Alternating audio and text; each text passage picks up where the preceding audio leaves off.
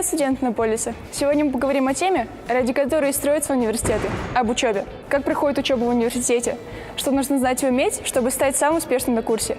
И другие полезные детали и мелочи в этом видео. Поехали!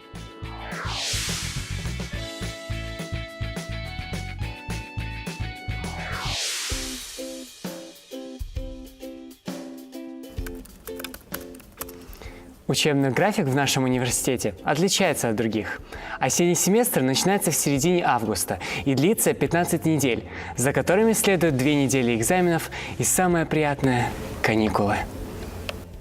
Мы заканчиваем учебу в декабре, чтобы наши иностранные профессора и студенты успели домой к Рождеству. А в середине января мы с новыми силами возвращаемся на учебу и снова запускаем 15-недельный отчет до начала сессии и каникул. Летний период, помимо каникул, включает в себя обязательные стажировки, но о них попозже. Для начала мы решили провести тебя по основным аудиториям, где проходят лекции и семинары. Первый этаж обустроен для лекций. Здесь всего 4 аудитории, расположенные по 4 сторонам света. Север – 107, юг – 106, запад – 105, восток – 108. Так что не спеши выкладывать компас из своего чемодана. Ну а ночью ты можешь ориентироваться по звездам. На 3-м этаже потеряться сложнее, ведь в каждом крыле есть указатели с номерами аудиторий. Семинары и практические занятия проходят в одном из таких кабинетов.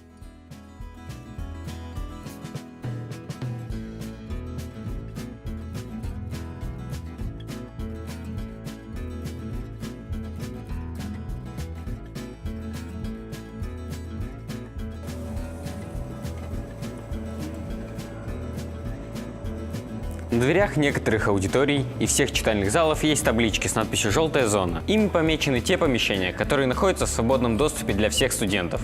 В них можно находиться в любое время суток без последствий. В остальных заниматься после 11 вечера строго не рекомендуется.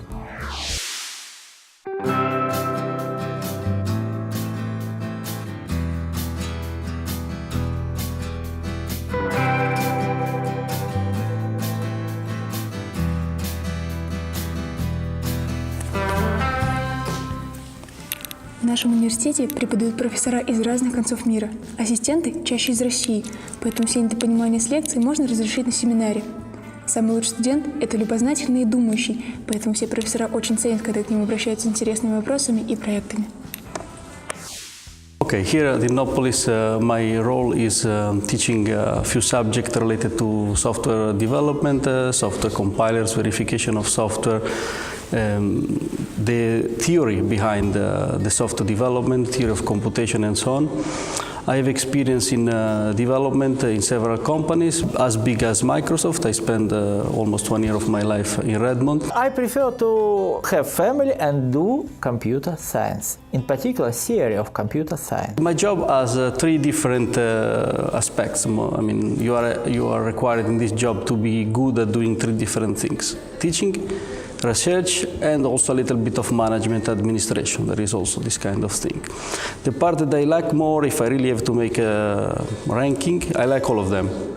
But probably teaching is something that gives me a little bit more because there is more human contact. I like to stay in the classroom or in the lab with the students and try to transfer my knowledge, my experience, and you feel you have feedback immediate. You know, in research you have feedback after 5 years, sometimes 10 years. Your results will be appreciated probably not tomorrow.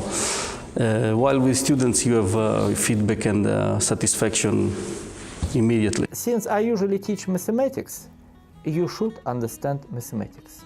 Not just recipe, how to do something. Why? Why? Why it is true? Or why it is true, but nevertheless it is false. I usually joke about how to get A. Remember that in Russian, great is отлично. And let us discuss what does it mean, отлично. It is not exactly distinction. Отлично means basically different. If you would like to get хорошо, you must just to repeat what did I say you and repeat correctly. If you would like to get отлично, you have to say more than I told you. That's all. But this is very simple. This is a very simple question. They have to study, and there is not much to do. I think it's also important to attend the classes. Not always students do that. When I mean studying, I mean regularly studying. Sometimes students they want to prepare everything in the last week or last 10 days. So when the session exam is coming, they start studying 5-6 subjects. September is a good idea to spend a number of hours every week to study.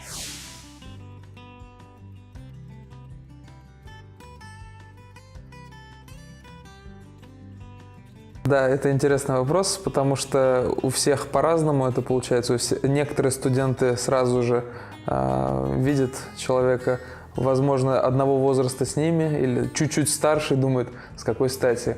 На занятиях я предпочитаю на «ты». Правильнее, конечно, на «вы», но мне так легче работать со студентами, потому что я не больно далеко ушел от них по возрасту. Здесь, мне кажется, вопрос не нравится, а как эта штука работает. Вот. И опыт показал, что, ну, скажем так, в тех местах, где общение было на «вы», происходила более продуктивная работа. Студенты, когда чувствуют некоторую дистанцию, они чуть более формально относятся к процессу образования и менее фамильярно общаются с преподавателем. Этот университет, Иннополис, он имеет одну очень хорошую особенность в том, что есть упор на практику здесь большой. И все, кто здесь учился, это сумел прочувствовать, особенно те, кто учились до этого в других университетах. Поэтому теория мертва без практики, но в обратную сторону это тоже так же действует. Это странный вопрос, потому что профессора дают теорию, наши занятия дают больше практики. Вот. И теория без практики никуда, так же, как и практика без теории. Есть такое понятие, как learning style. Наверное, по-русски это что-то вроде стиля обучения. Да, и, в общем, если просто любого человека проклассифицировать, то будет понятно, что люди примерно равномерно распределены по 16, по разным классификациям, группам. И в зависимости от того, какой у человека стиль, он понимает лучше, например, или звуковую информацию, либо визуальную, либо он лучше читает, либо лучше слушает. То есть, каждому свое. И лекция — это только один способ донесения информации. Да? Соответственно, на тьюториалах происходит немножко другой формат. И, скажем так, и лекции, и тьюториал нужны для того, чтобы все люди нашли для себя способ донесения информации, который им лучше подходит. Я занимаюсь только преподаванием. Я пишу диссертацию. Ну да, я работаю в лаборатории инженером-исследователем. Чуть раньше я занимался здесь всякими научными исследованиями, продолжаю сейчас работать с студентами. Вот. Плюс я участвую в отборах. Довольно часто меня можно увидеть по субботам отбирающих первокурсников. Вот. Ну и вообще, на самом деле, я на подхвате. Вот. Я стараюсь помогать там, где моя помощь может быть полезна. Надо вкалывать самим, не надеяться на то, что кто-то поставит хорошую оценку. Просто слушать лекции, брать максимум от них, брать максимум от материала, который предлагается, и сидеть там в общаге и ботать. Нужно понимать, что да, учеба — это очень важно, но постоянно загонять себя 7 дней в неделю, как это написано, порой не стоит. Иногда нужно давать себе время для того, чтобы немножко отдохнуть. Не бояться выглядеть, может быть, глупо, не бояться задавать вопросы. Вот, и работать в командах, потому что командная работа всегда эффективнее, чем работа в одиночку. Не списывайте. Вот, раз. На самом деле, я думал сегодня с утра и придумал такой совет. Когда я заканчивал университет, у меня было ощущение, что я что-то тут изучил, и фиг пойми вообще, зачем это нужно. Прошло лет 5, и я специально сел, взял свой диплом, там, где написаны предметы, которые изучал, и посмотрел, какие из них мне пригодились. Вот. И получилось так, что мы с ребятами насчитали около 50% предметов, которые я проходил, реально я использовал в своей профессии там, в разных компаниях.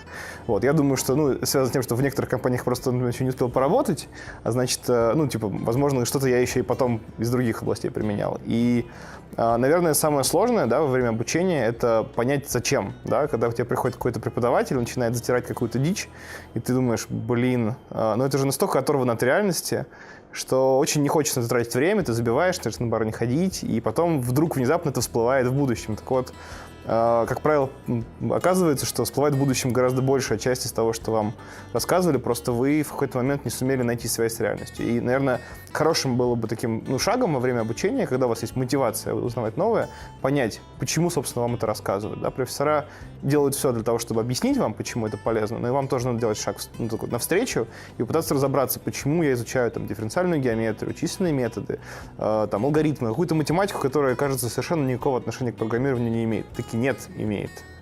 Вот такой совет. Многие профессора возглавляют лаборатории. Сейчас в университете их больше 10, так что у каждого студента есть возможность найти что-то по душе. Hello. What is your main activity as a head of the lab? So my main activity as a head of lab is in order to supervise the various PhD students, supervise the programs within that, and set directions and goals for the team. What should students be able to do to join the lab? So normally in terms of the undergraduate program, we have internships that happen every year. What we're looking for is well-motivated students who are interested in games development, who have a background maybe in some of those regions, but mostly what I'm looking for is people who are well-motivated and that want to work hard on games development. What is the most interesting project that you're currently working on? You know, that's always a hard question to answer. It's like trying to choose which one of your children you like the most. But I would say we're doing some really interesting things right now with kind of user-driven development and putting the player as being the most important piece in that development, and then trying to figure out what parts of a game do players signify as causing them the most value. Is there any boundaries of members that can join your lab? So in terms of that, in the internship process, they can come from pretty much any unit. The thesis is only open right now to the fourth year, but that's part of the educational program. And otherwise, the Annapolis policy is that students who are maintaining a overall average are allowed to work throughout the year with a lab. And the last question. Some students think that you're just playing your Xbox at your lab. Is it true? Look at that. That's what I'm doing in my lab. Very important research. You know, yes, we do have fun in my lab, but I'm not just playing Xbox. We're doing very hard research work in here, and if they want to join in that research, I'd be very happy to meet with them and discuss that. Thank you. Учеба в Иннополисе требует много сил и старания. Обычная домашняя работа здесь сопровождается проектами в командах. Умение правильно распоряжаться свободным временем позволит тебе не сгореть в беспощадном пламени дедлайнов. Все любят экзамены, и поэтому в Иннополисе их аж в 2 раза больше. В середине семестра Midterm Evaluation и в конце семестра Finals. Сделай себе расписание, или расписание сделает тебя. И помни, нет ничего невозможного, и все зависит только от тебя. Чтение – это самый простой путь к успеху. Да и не может же университет с 3 читальными залами не иметь библиотеки. Только находится она совершенно в другом месте.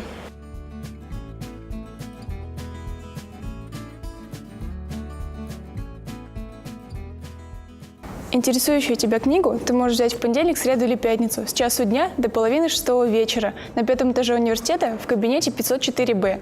Если ты не нашел нужный учебник или интересующий тебя томик стихов, не спеши расстраиваться. Библиотека еще маленькая и растет она нашими силами. Ее главный инвестор Николай Анатольевич Никифоров, который регулярно пополняет полки книгами.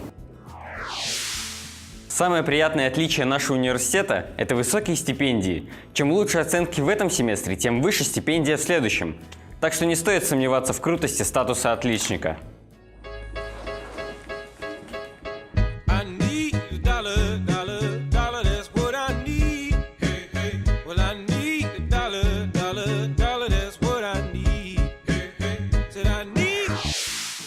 Быть отличником в Иннополисе не просто круто, а круто с большим количеством бонусов и помимо стипендии. Например, один из них – это возможность поехать на учебу по обмену за границу. Иннополис отправляет в такие страны, как Испания, Италия, Южная Корея и другие. Мы отправляем тебя учиться за границу, чтобы ты мог путешествовать, пока кодишь, и кодить, пока путешествуешь. Я был в Испании, в Барселоне. Университет называется UPC, Университет Политехника де Каталония, по-русски Политехнический университет Каталонии. Привет. Привет, я была в Корее, в Сеульском государственном. Ну, в Испании много особенностей. Это интересная страна, там своя культура, свой язык. Ну, сама Барселона особенно тем, что там есть отдельный язык, каталонский, и Барселона находится в автономном районе, ну, который называется Каталония. Так же, как, допустим, Татарстан, у них свой язык и некоторая автономия от Испании. Я думаю, там много особенностей, просто потому что Азия довольно сильно отличается от Европы, от нашей страны в целом. Ну, соответственно, это культура, нагрузка, честно говоря, была посильнее. И я думаю, что еда, всякие национальные аспекты, праздники, очень много отличается. Я, честно говоря, я не заметил много отличий. Возможно, даже Иннополис в некотором смысле удобнее. И в плане профессорско-преподавательского состава отличий больших я не вижу. Здесь у нас есть очень сильные преподаватели, и там есть очень сильные преподаватели. Все зависит от отзывов, которые ты возьмешь на преподавателя, и, соответственно, какие курсы ты выберешь. То есть сильные преподаватели, есть несколько слабее. И, то есть нужно суметь выбрать преподавателей хороших. А учеба была тяжелее, как по-моему, потому что мне приходилось каждый день проводить с 10 до 10 в университете. По будням, по выходным, разумеется, можно было отдыхать, если все удачно сделаешь. Ну и там довольно сильно рейтинговая система, то есть для ребят, которые поступили в Сеульский государственный, для них важно получать хорошие оценки, потому что туда очень сложно поступить, они туда 5 лет поступали, платят довольно крупную сумму за обучение, соответственно, им нужно получить хорошую оценку, то есть быть в топе рейтинга. Если ты попросишь кого-то из своей группы тебе помочь, тебе в жизни никогда не помогут. Даже несмотря на то, что ты девушка-иностранка, всем все равно, гораздо важнее стипендия. Мне было не очень сложно, мне было интересно. В университете Иннополис я изучал робототехнику, а там у меня была программа немного другая. Я изучал искусственный интеллект. Немножко тяжеловато, честно говоря. Но мы объединились с иностранцами. Там была очень интересная организация СНУ БАДИ, которая помогала иностранцам в входе в чужую культуру. То есть это были корейские студенты, которые проводили с нами довольно много времени и помогали нам, если что. Так что организоваться с европейцами было гораздо проще, чем организоваться с корейскими студентами, честно говоря. Ну, безусловно, стоит, потому что кроме того, что это учеба, интересный новый опыт, это новые знакомства, погружение в культуру, ну и очень-очень много преимуществ. То есть я считаю, что каждый студент должен попробовать поучиться по обмену полгода, желательно в другой стране. Обмен это было круто, это одно из самых ярких воспоминаний, которое у меня останется об университете. Там было весело, это было очень продуктивно с точки зрения учебы и очень информативно с точки зрения изучения чужой культуры. Пришло время рассказать о летних стажировках. Наверное, о самой полезной части обучения, потому что это возможность применить свои знания и приобрести опыт работы в компаниях. Стажировки делятся на 3 основных направления – научное, административное и индустриальное. Выбор и количество часов зависит от года обучения. Чтобы помочь тебе с выбором, во 2-м семестре проходят презентации проектов всех направлений. Напомним, что стажировка является обязательной частью обучения и так же, как все предметы, влияет на твою успеваемость. Если это видео было для тебя интересным и полезным, ставь лайк и переходи к следующему.